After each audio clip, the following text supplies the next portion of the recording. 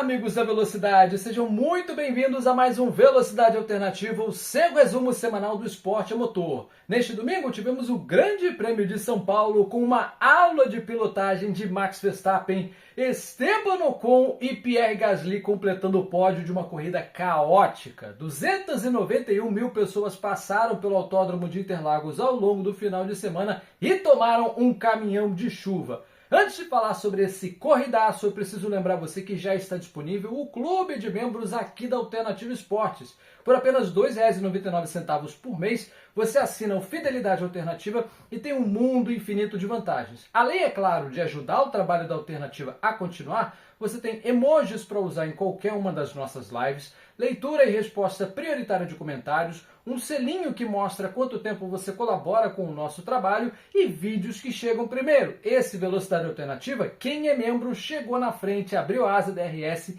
e viu primeiro. Então não perca mais tempo, clica aí no Seja Membro, venha fazer parte desta família.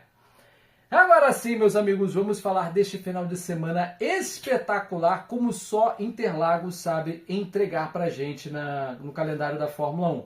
E já começou movimentado no meio da semana, porque o Fernando Alonso teve problemas estomacais lá no México, foi para a Europa se tratar, perdeu o dia de mídia aqui no Brasil, houve até um frisson para ver se o Felipe Drugovich iria ou não pilotar, pelo menos na sexta-feira, mas o Alonso voltou a tempo e conseguiu levar o final de semana. Aliás, quem esteve doente também e esse não conseguiu se recuperar a tempo foi o Kevin Magnussen, que foi substituído pelo Oliver Bearman. Inicialmente, esse anúncio seria para a sexta-feira, mas aí ao longo da sexta-feira a Haas atualizou a situação e disse, olha, não tem como, o Kevin vai ficar mesmo se recuperando e o Oliver Bearman vai terminar o final de semana. Me arrisco a dizer, não por esse desempenho de São Paulo que veremos aqui, o Bearman não foi tão bem, mas me arrisco a dizer que talvez o Kevin Magnussen nem volte mais a aparecer nas transmissões da Fórmula 1 vestindo o macacão da Haas, porque temos 3 etapas pela frente, o Magnussen não continuará na equipe no ano que vem e o Bearman é justamente quem o substituirá. Por muito pouco a gente não teve, aliás, o Pietro Fittipaldi, que também é piloto reserva da Haas, mas como o Bearman estava a serviço lá em Interlagos, não da Haas, mas da Ferrari, e ele vai pilotar no ano que vem, acabou que o Pietro foi preterido, né? Ele é piloto efetivo reserva da Haas e infelizmente ficou sem guiar em casa, mas ali por circunstâncias de calendário, né? Não foi necessariamente por uma escolha da Haas, né? Era uma escolha meio óbvia. O próprio Pietro disse em entrevistas que se ele fosse chefe de equipe, ele faria a mesma coisa, colocaria o Bearman, que já está próximo aí de usar efetivamente o macacão da Haas. O fato é que passamos aí então um final de semana turbulento já de início e uma notícia pegou a gente não tão de surpresa assim.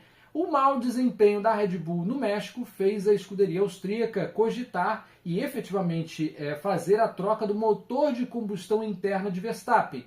Como ele já tinha 5 utilizados de 4 ao longo da temporada, foi a 6ª peça diferente, ele tomou já de cara uma punição de 5 posições para a corrida de domingo. Então anote essa informação, não para a sprint e sim para a classificação da corrida, 5 posições na conta do Verstappen. Porém, vai vir aí com um motor de combustão interna novinho para as 3 etapas finais do campeonato.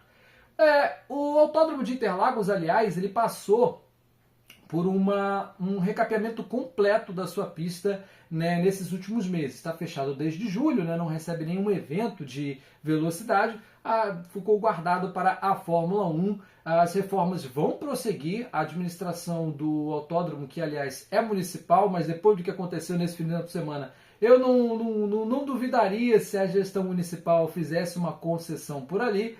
A gestão municipal foi lá e fez reformas, né, investimentos, e o asfalto foi totalmente recapeado. Mas os pilotos reclamaram muito da ondulação. Algumas partes ali foram modificadas, né, sutilmente, um escoamento melhor no finalzinho da pista, ali chegando na entrada dos boxes para evitar poças d'água. É um sistema de ranhuras que lembra muito o dos aeroportos, mas a ondulação crônica causada pelo tipo de solo afetou alguns pilotos, eles reclamaram bastante. Na primeira e única sessão de treinos livres do final de semana, quem liderou foi Lando Norris, com George Russell na 2ª colocação, e veja só, Oliver Bearman andando muito com os pneus macios marcou o terceiro tempo. O Norris fechou a sessão de treino livre com 1 minuto 10 segundos 610 milésimos. E aí passamos na tarde de sexta-feira para a classificação da corrida sprint, com o Alonso sendo um dos primeiros eliminados, né? Ao lado dele, Ocon, Tsunoda, Stroll e Zhou saíram no SQ1. Você se lembra as regras da classificação sprint? SQ1 e SQ2, obrigatório usar o pneu médio, e só no SQ3, quem passar, né, os 10 mais rápidos, é que vão ter a prerrogativa de usar pneus macios. No SQ2 foi eliminado o Lewis Hamilton, ao lado dele, Hülkenberg, Pérez, Colapinto e Bottas. Vale lembrar, o Hamilton até depois da corrida falou muito mal do carro, a Mercedes foi ruim no seco, foi ruim no molhado, e o Hamilton chegou a dizer, olha, o carro de 2022, o famigerado W13, era ruim, mas ele quicava menos e eu andava muito melhor no W13 do que no carro de 2024 nessa pista, né? Considerando Interlagos, que já foi um lugar onde a Mercedes deu passeios enormes, realmente não se adaptaram com os acertos para esse final de semana. Foi ruim no seco e foi ruim no molhado. Passamos aí para a fase decisiva, né, o SQ3, né, definindo a classificação da corrida sprint no sábado, e Lando Norris não fez a pole. Na verdade, foi o seu companheiro, Oscar Piastri, o australiano, que foi o mais rápido. Segunda fila formada por Charles Leclerc e Max Verstappen, Carlos Sainz e George Russell fizeram a terceira, quarta fila com Gasly e Lawson, Albon e Berman fizeram a quinta fila. Olha, e aí a gente vai passar para a Sprint Race, né, já nos trabalhos de sábado. A Sprint, eu estou muito acostumado, mal acostumado, aliás, com corridas excelentes no Brasil, até mesmo as Sprints. Desde que a Fórmula 1 adotou esse formato de Sprint Races, São Paulo é a única que sempre teve este formato. Mas, dessa vez, não foi lá uma corrida muito empolgante, pareceu muito com as outras Sprint Races ao longo dessa temporada. O Lando Norris conseguiu tomar a ponta e vencer a corrida? Conseguiu, mas a duras penas a McLaren flertou com o perigo, como veremos aqui. Largada comum, Piastri e Norris se saíram muito bem, e o Leclerc foi um peso, uma pedra no sapato do Verstappen durante todo o final de semana. Mas na Sprint Race ele conseguiu resistir até a volta 18. Né? Os pneus médios foram essenciais nessa prova sprint, né? 24 voltas, 100 km, e a McLaren já deveria ter trocado as posições do Norris com o Piastri muito cedo. Flertou com o perigo, deu muita chance de dar ruim e quase aconteceu. Deveria ter feito no começo da prova, no meio da prova, para que o Lando Norris pudesse abrir, não fez. Só fez lá na frente, quando houve uma bandeira amarela. O Hülkenberg teve problemas com o seu motor, parou numa posição um pouco perigosa ali no finalzinho do setor 2. O fato é que deveria até ter sido decretado imediatamente o Virtual Safety Car, faltavam ali umas 4, 5 voltas para terminar a Sprint Race, e não foi decretado. Ficou até meio feio para a direção de prova, porque parece que esperaram a McLaren trocar as posições, mandar o rádio para trocar a posição, para decretar o Virtual Safety Car. Virtual Safety Car, você sabe, não entra o Safety Car físico na pista, mas os pilotos são obrigados a manter a distância. Eles têm ali um delta para se manterem, né? Não pode chegar muito perto do piloto da frente e também não pode se distanciar demais, até porque ainda é uma situação onde há precaução na pista. O fato é que o Verstappen não seguiu essa regra e colou no Piastri mais do que deveria. Isso aí não tem choro. A FIA analisa rádio, analisa obviamente a distância, né, vê quanto tempo está levando um piloto para o outro, e aí o Verstappen foi pego. Depois da prova ele tomou 5 segundos de punição. Então a terceira colocação que ele chegou acabou virando uma quarta colocação. E lá na frente o Norris trocou de posição, e a última volta, aliás, teve bandeira verde. O Verstappen tentou passar o Piastri, não conseguiu, e depois ainda tomou essa punição. Então os 8 primeiros aí da corrida sprint foram Lando Norris, Oscar Piastri, Charles Leclerc, quarta posição para Verstappen, quinto Sainz, Russell o sexto, Gasly o sétimo e Pérez o oitavo colocado, o último a pontuar aí na Sprint Race. E eu já aviso que acabou a pista seca aqui, porque São Paulo, sendo São Paulo, logo após a Sprint Race, comecinho da tarde de sábado, desabou um senhor temporal que, aliás, deixou dezenas de milhares de pessoas sem luz, vários bairros, um um caos danado ao longo da cidade de São Paulo, né? O treino classificatório que estava marcado para começar às 3 da tarde de sábado não foi realizado. Para resumir a ópera, não foi realizado no sábado. É uma situação muito rara na Fórmula 1, mas Interlagos tem disso. A pista estava encharcada, bueiros não funcionaram, né? A drenagem não foi das melhores. O safety car deu várias voltas nessas 2 horas aí de espera, mas nada, né, tinha como acontecer na tarde de sábado. A FIA observando ali o pôr do sol se aproximando, a falta de iluminação natural, então o treino classificatório, apenas na 6ª vez na história, ele foi adiado para o domingo, o dia da corrida. A última vez que isso tinha acontecido, né, por conta de problemas climáticos, foi em 2010, no Japão, quando um tufão passou ali próximo do circuito da prova e acabou adiando a classificação para domingo. Então a FIA decretou horários bem diferenciados para o domingo, cancelou algumas categorias de suporte que fariam presença no domingo de Interlagos, e os pilotos começaram o classificatório às 7h30 da manhã, meus amigos. Isso mesmo, 7h30 da manhã do dia da corrida. Atrapalhou completamente a alimentação, os exercícios,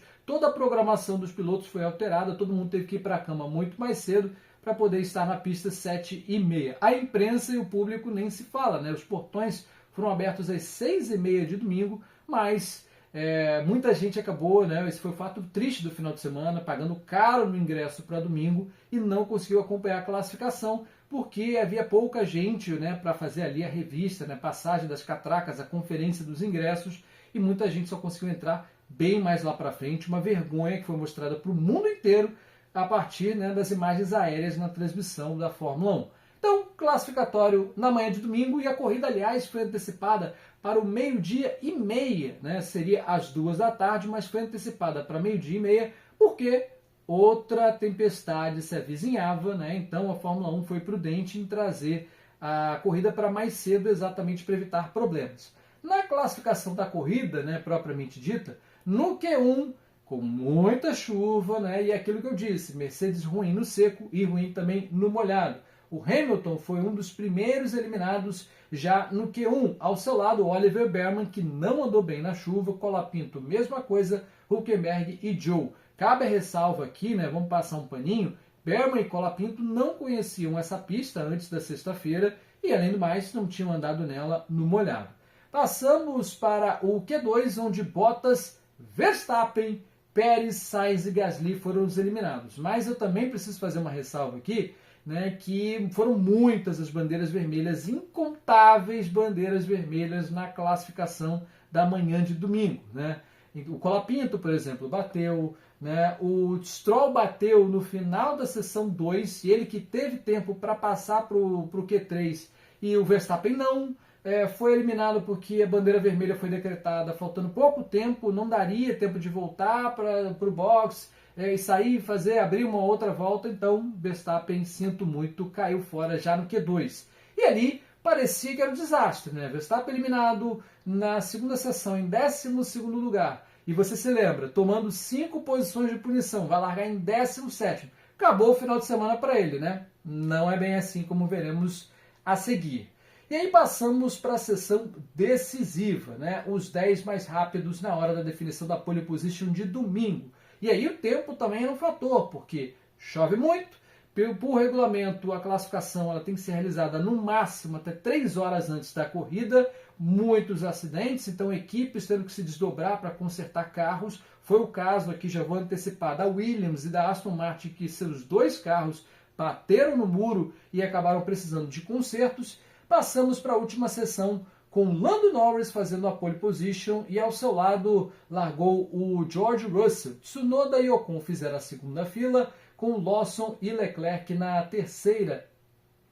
Aliás, terceira fila. Quarta fila com Albon e Piastri, Alonso e Stroll. Como eu disse, as 2 Aston Martin bateram. A Williams do Albon também ficou completamente destruída. E logo depois da classificação ele já disse, olha, não tem tempo, né? 3 horas para consertar esse carro, não vai dar. E o Albon de fato acabou não largando. O Sainz, que também bateu, ele teve que largar do pit lane, então ele saiu da posição que tinha classificado, o grid ficou vazio ali com 18 carros e o Sainz saindo do pit lane. Aí vem, na hora da corrida, a pataquada do final de semana. Um dos piores pilotos que eu já vi na história da Fórmula 1 conseguiu não apenas rodar na volta de formação, e eu estou falando do herdeiro Lance Stroll, a profissão dele é herdeiro. O Lance Stroll não apenas rodou na volta de formação em baixa velocidade, e não estava chovendo tanto assim, como ele teve a inteligência, né, de tentar sair pela caixa de brita, que é um lugar feito justamente para os carros pararem, para reduzir a velocidade e até afundarem, né? O carro não consegue sair de uma caixa de brita quando ele passa por cima de uma caixa de brita.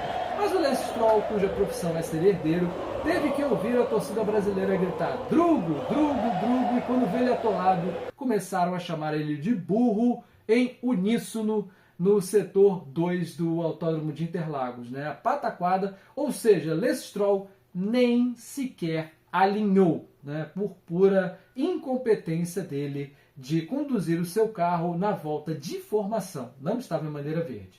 Então, meus amigos, o grid já bem prejudicado. Esse incidente do Lance Stroll acabou provocando uma nova volta de formação. E aí houve ali uma confusão entre a sinalização, o que os pilotos deveriam ou não fazer. Lando Norris acabou dando pé na volta de formação no horário errado, em circunstâncias erradas. Então, para resumir, a corrida que deveria ter 71 voltas foi reduzida para 69, né? Os carros já são abastecidos ali antes da prova, não tem como, né? Se eles dão voltas a mais de formação, eles não podem colocar o mesmo número de voltas na corrida, porque o reabastecimento já está proibido há vários anos.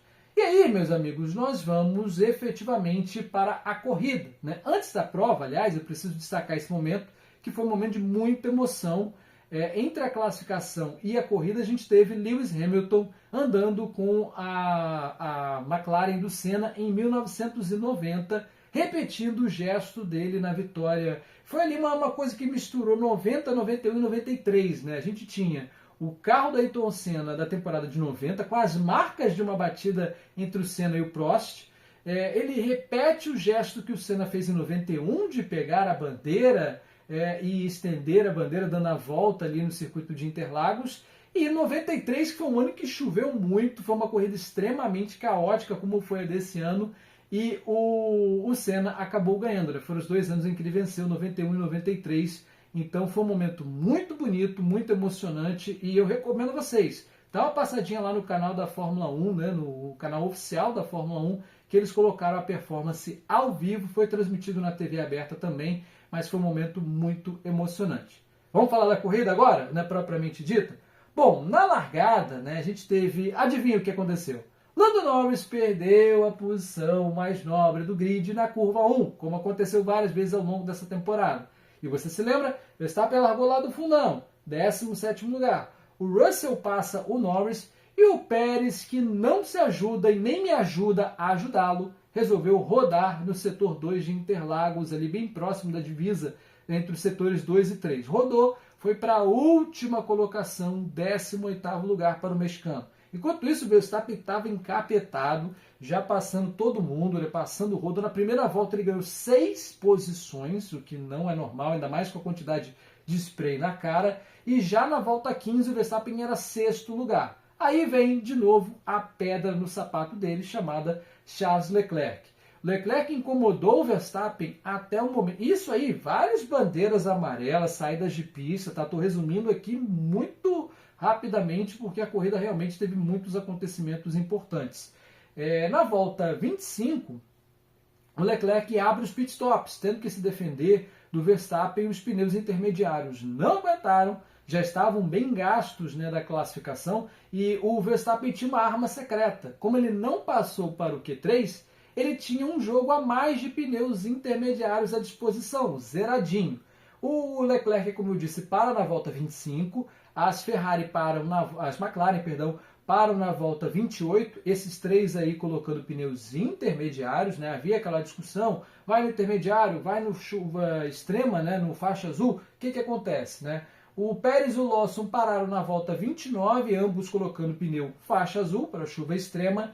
E aí na volta 31, o Franco Colapinto ele para e coloca pneus intermediários. Houve ali um problema com o Hülkenberg, né, que causou um safety car na pista, ele ficou parado e depois viria a tomar bandeira preta, meus amigos. Foi desclassificado o Hülkenberg, mas eu já falo disso. O carro do Hülkenberg estava parado numa posição perigosa da pista, então safety car. Colapinto aproveita, bota ali pneus novos na volta 31, mas na volta seguinte é ele, Franco Colapinto, que bate muito forte. O argentino acabou decepcionando a sua torcida, os argentinos lotaram Interlagos nesse final de semana e aí a gente não teve mais jeito, né? A chuva estava aumentando muito, estava muito forte e foi dada a bandeira vermelha. O pulo do gato de Verstappen e das Alpines, né, que não tinha absolutamente nada a perder, foi justamente esperar essa bandeira vermelha. Ali pela volta 25, 26, estava muito na cara de que a corrida ia parar, porque a chuva tinha apertado muito, né, estava uma pancada muito forte, e os carros já não estavam conseguindo guiar bem. A própria Red Bull do Verstappen, né, que estava nesse momento na segunda colocação, ele não conseguia se aproximar do Ocon, que liderou 14 voltas da prova, não conseguia se aproximar do Ocon por um simples motivo. A chuva estava muito forte para o acerto da Red Bull, então a Alpine, veja só, com um dos piores carros do grid, estava conseguindo tirar a distância para a Red Bull. Com a bandeira vermelha, você se lembra da regra, é um pit stop grátis. O que você tiver ali à disposição e tiver da mesma especificação, você pode trocar. Então você recolhe o carro para o box, todo mundo tem a opção ali, a prerrogativa de trocar pneus, e vamos lembrar o que eu falei alguns minutos atrás, Verstappen tinha um jogo de intermediários zeradinho, zero bala, tirou ali da embalagem e do cobertor, né, e foi só alegria.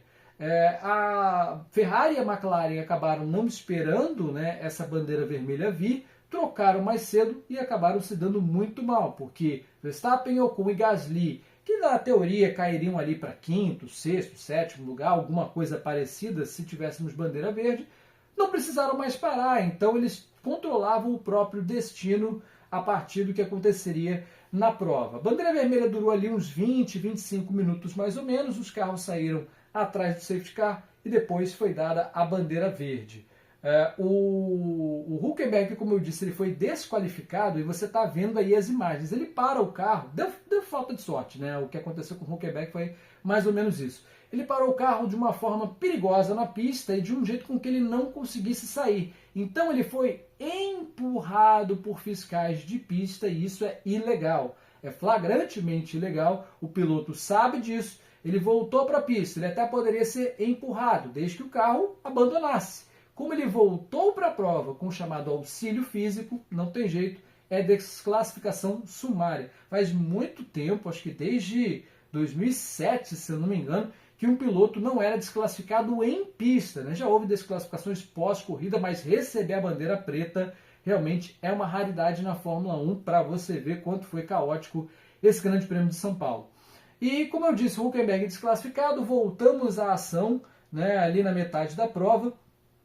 O Berman bateu na volta 36, mas ele conseguiu voltar para a pista sem ser empurrado pelos fiscais, né, prejudicou a sua corrida ali. E o Sainz bateu na volta 39, mas esse não conseguiu retornar para a prova, né. O que aconteceu foi mais um safety car e na volta 43, na retomada, né, na relargada, o Ocon nem fez questão de segurar porque o ritmo do Verstappen era muito bom, a chuva já tinha diminuído bastante, e o Verstappen toma a ponta e começa a abrir. Aí veio o show de Max Verstappen. Saiu da 17ª colocação para a liderança da prova e abriu muito. As Alpines não foram ameaçadas, não tinham mais a obrigação de parar, seguraram muito bem o ritmo, torceram ali fortemente para a chuva apertar ou continuar do jeito que estava. Só o George Russell no final deu uma ameaçadinha ali na terceira colocação do Pierre Gasly, mas não foi suficiente. Então, meus amigos, nós terminamos a prova também com destaque aqui para uma briga interessante entre Lawson e Pérez pela 9ª colocação. O Lawson foi lá, fechou a porta na cara do Pérez e fechou de um jeito que o Hamilton foi lá e jantou o Pérez pela 10ª colocação, ou seja, Pérez saiu sem ponto na corrida principal e ainda viu seu adversário, Liam Lawson, acabar assumindo aí uma frente, né? E larga muito na frente na disputa pelo assento em 2025. Apesar disso, Pérez fez questão de dizer: estarei em Las Vegas e vocês continuarão me vendo aqui no ano que vem. Eu duvido. Bom, vamos lá. Depois desse caos completo, né, os que pontuaram no Grande Prêmio de São Paulo: Verstappen, Ocon, Gasly, Russell, Leclerc, Norris, Tsunoda, Piastri, Lawson e Hamilton. Aliás, um excelente final de semana do Yuki Tsunoda. Chegou ali a ser um dos mais rápidos ao longo da classificação, melhor posição de classificação dele, de largada pela Racing Bulls. Então foi um final de semana muito bom para o japonês. E tá aí mostrando o seu currículo, querendo uma chance também na Red Bull. Bom, meus amigos, já fiz o resumo dessa corrida caótica, então agora é hora de dizer quem mandou bem e quem mandou mal no final de semana. É hora do sobe e desce. E o começo não é nenhuma surpresa por Max Verstappen, né? Uma aula de pilotagem. Ele chegou a comparar com a performance dele em 2016, mas essa de 2024 foi para entrar nos almanaques, não só pelo ganho de posições. Claro que teve uma jornada toda ao longo do final de semana, dele saber que teria que tomar uma punição de 5 posições, foi beneficiado, não dá para tapar o sol com a peneira, por conta de alguns acidentes, alguns pilotos que não conseguiram largar, né, caso do Stroll e do Alexander Albon, mas Verstappen foi Verstappen, jantou todo mundo. Foi um piloto extremamente confiável, com pouca chuva, e com muita chuva ainda conseguiu se manter competitivo, né? Contou com a ajuda dos céus, mas o acerto da Red Bull era muito bom e ele foi tirando. Quando passou o Ocon, meus amigos, era a volta mais rápida em cima de volta mais rápida, e como veremos aqui, pavimentou o tetracampeonato. Pode ser tetra já daqui a 3 semanas. Quem também mandou muito bem, eu não posso deixar de falar do pódio, né? Esse final de semana não tem jeito. O sobe e desce, o sobe do sobe e desce tem que ser para o pódio. Ocon e Gasly, inimigos mortais e declarados publicamente, estavam ali num estado de êxtase tão grande pelas melhores posições de chegada com os seus carros da Alpine, que, aliás, eu volto a dizer, tá sem motor para 2026, tá? Um dos piores carros do grid. E a Alpine conseguiu botar os seus 2 carros num pódio duplo que vale muito dinheiro para a escuderia, como vamos ver já já. E os 2 inimigos declarados se abraçaram à vontade. Eu imagino que a noite tenha sido curta para os rapazes, como eles só vão pilotar daqui a 3 semanas, devem estar se enchendo de caipirinha até agora. O Oconzinho, né, como é conhecido aqui no Brasil, se divertiu a pampa depois da performance magistral. E eu preciso fazer uma menção honrosa também a Fernando Alonso, né, que bravamente terminou a prova, ele mesmo dizendo: olha, eu estou com muita dor nas costas, né, o carro está quicando demais, mas eu vou terminar a prova em respeito aos mecânicos que trabalharam duro nos 2 carros, e por isso o Fernando Alonso se sacrificou no final da prova, chegou ali em condições extenuantes, mas conseguiu terminar o Grande Prêmio do Brasil. Parabéns aí para o nosso velhinho, 401 largadas na Fórmula 1. E para falar mal, meus amigos, eu vou chamar aqui alguns velhos conhecidos. Lance Stroll não preciso nem falar, né? O herdeiro que está fazendo hora extra na Fórmula 1 não acrescenta em nada, né? Nem mesmo em questão de entretenimento. A performance dele foi patética nesse Grande Prêmio de São Paulo, ao qual ele nem largou. Classificou entre os 10 e nem largou, prejudicou a corrida de outros e nem largou, acabou estragando o trabalho da sua equipe e nem largou. E se não fosse herdeiro, se não fosse filho do dono da escuderia, né, do principal acionista, é bom a gente deixar isso claro, já teria sido limado. Não adianta a Aston Martin usar todo o dinheiro do mundo para trazer Adrian Newey, para trazer um caminhão de profissionais, se quem pilota é o bagre filho do dono. Então, numa escuderia minimamente decente, Stroll estaria demitido hoje, segunda-feira. Quem também mandou muito mal, Hülkenberg, né? Conseguiu a proeza de tomar uma bandeira preta em corrida, causou um safety car desnecessário, e o piloto que não sabe as regras não pode continuar no grid. Ele, aliás, tem assento garantido por ser alemão, tem vaga na Audi no ano que vem, a Audi Sauber, que é uma escuderia suíça que está virando alemã. Então teremos ainda Hülkenberg por pelo menos mais 1 ou 2 anos na Fórmula 1, mas não está fazendo falta. É 10º lugar no Mundial de Pilotos desse ano, mas não está fazendo nenhuma falta. Talvez ele nem consiga ter tempo de conseguir finalmente o seu pódio tão sonhado. Para quem não sabe, o Hülkenberg é o piloto com o maior número de corridas e nenhum pódio na história da Fórmula 1. O outro que eu preciso falar mal é seu Lando Norris, né? Acabou o campeonato para ele. O campeonato foi-se embora na relargada. No momento em que o Ocon abre caminho para o Verstappen vencer a prova, o Lando Norris, que estava lá atrás, consegue sair da pista e ali ele volta na 7ª colocação. Houve o jogo de equipe, ele chega em 6º. Começou essa etapa de São Paulo 44 pontos atrás e, como vamos ver aqui, chegou 62 atrás. A vantagem do Verstappen aumentou consideravelmente e, meus amigos, o campeonato para ele acabou. Lando Norris não está pronto para ser campeão. Não será campeão em 2024, só se acontecer alguns milagres até a corrida de Abu Dhabi. E eu volto a dizer, em Las Vegas a parada já pode ser decidida e não precisa nem uma combinação muito absurda não, como veremos a seguir. Mas eu preciso fazer uma menção desonrosa à administração do Autódromo de São Paulo, na pessoa do prefeito recém-reeleito Ricardo Nunes, que deu umas vaciladas, né? São Paulo, mais uma vez, mostrou um final de semana maravilhoso, com fãs muito engajados e tudo mais. É uma pista e um ambiente que os pilotos gostam muito, mas o Autódromo de Interlagos tem muitas falhas que precisam ser corrigidas até o ano que vem. E eu espero que ele não faça concessão, não privatize o Autódromo de São Paulo, porque é um bem necessário para a cultura e para o esporte municipais, para o povo de São Paulo e não para os empresários. Bom, meus amigos, já falei bem, já falei mal, é hora então da gente conferir como andam as classificações. Os campeonatos estão chegando na reta final. É hora das classificações. Mundial de Pilotos tem Max Verstappen cada vez mais perto do título. 393 pontos para o belga neerlandês.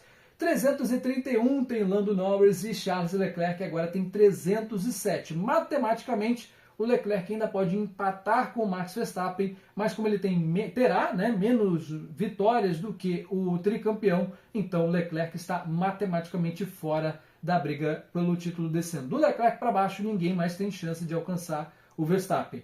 O Oscar Piastri é o 4º lugar com 262 e Sainz 244, 5ª posição. Destaque também para a boa briga na Mercedes pelo 6º lugar. Por enquanto vai dando o George Russell na frente do Hamilton por 2 pontos. Vamos falar também no Mundial de Construtoras, né? A briga está muito quente entre as 3 primeiras colocadas, eu diria indefinido. Depois de São Paulo, sai tudo indefinido porque a McLaren teve um final de semana muito ruim. A McLaren sai com 593 pontos, Ferrari um pouco mais atrás, né? Teve problemas com seus 2 carros, com 557. A Red Bull, depois da vitória magistral de Max Verstappen, foi a 544. Mercedes campeã do 4º lugar com 382 e a Aston Martin, que só tem um piloto, 86 pontos. Cabe o registro aqui que com o pódio duplo, a Alpine saltou 3 posições e agora é a nova 6ª colocada, trazendo apuros aí para Williams, para a própria Racing Bulls. Então vai ser um final de campeonato muito emocionante na parte de baixo da tabela. Próxima corrida, meus amigos, é daqui a 3 semanas. Depois de 3 semanas consecutivas de corridas, agora a Fórmula 1 dá uma pausa e volta para a última etapa nos Estados Unidos. E será o Grande Prêmio de Las Vegas, circuito de rua. E prepare o seu café, prepare o seu despertador, porque para nós aqui do Brasil vai ser como se fosse um Grande Prêmio do Japão, um Grande Prêmio da Malásia. O horário não é dos mais agradáveis. A Pirelli demorou muito a definir a escolha de pneus para esse final de semana e de forma extraoficial eu informo aqui para vocês, né, como foi informado para as equipes, que será C3, C4 e C5, gama mais macia, mas a gente vai ter muitos problemas com pneus porque Las Vegas, nessa época do ano, está ali perto do deserto, em Nevada, é gelada à noite. há um sério risco de termos sessões com temperatura negativa e termos algum dos grandes prêmios mais gelados da história da Fórmula 1. Eu não estou brincando. Vamos aos horários, né? Aqui no Brasil vai ser um final de semana de 4 dias. Treino livre 1, na quinta-feira, dia 21 de novembro, a partir das 11 horas da noite. Treino livre 2, aí na madrugada de quinta para sexta, dia 22 de novembro, às 2h30 da madrugada. Passamos para os trabalhos do sábado, né? Só que começa mais cedo. Na sexta-feira ainda, dia 22 às 11 da noite, começa o treino livre 3 e a classificação com ação de pista às 3 da madrugada, mas já estaremos aqui às 2h15. No domingo, o maior pré-corrida da internet brasileira começa às 1h45 da manhã, mas lá em Las Vegas será na noite do sábado, até porque Las Vegas está 5 horas atrás do horário de Brasília. Largada 3 da manhã, horário de Brasília, 10 da noite, horário de Las Vegas ainda no sábado. É isso, meus amigos, o campeonato está funilando, faltam 3 etapas e você já sabe. Automobilismo para se ouvir é aqui na Casa da Velocidade Alternativa Esportes. Verstappen está a apenas 24 pontos do tetracampeonato. Para ser campeão em Las Vegas, ele precisa apenas de uma vitória, simples, né? Ou de somar ao longo dessas 3 corridas e com uma sprint race no caminho, só nas corridas principais ele só precisa somar 6º lugares consecutivos e já fará 24 pontos, pontuação que o Lando Norris até alcança, mas não conseguirá vencer no número de vitórias. Então, meus amigos, um grande abraço a todos. Daqui a 3 semanas a gente se encontra para falar do Grande Prêmio de Las Vegas. Até a próxima. Tchau, tchau!